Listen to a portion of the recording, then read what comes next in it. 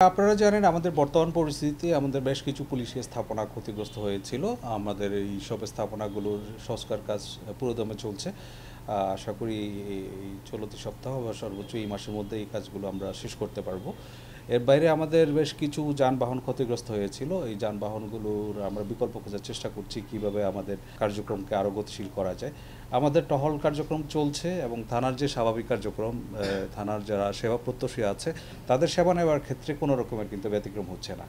আর যেটা আমাদের প্রিভেন্টিভ পুলিশিংয়ের ক্ষেত্রে আমি বলেছিলাম, প্রিভেন্টিভ পুলিশিং করতে গিয়ে আমরা যেসব কার্যক্রম করি, আমরা যে আপনি অবৈধ প্রতিষ্ঠানের কথা বলছেন, এগুলোর সুনির্দিষ্ট যদি অভিযোগ থাকে আমরা অবশ্যই ব্যবস্থা নেব। যখন যে কেউ মামলা করে, এটা পুলিশ তদন্তের পরে মামলার এটা একটা প্রক্রিয়া আছে মামলা শেষ হওয়ার।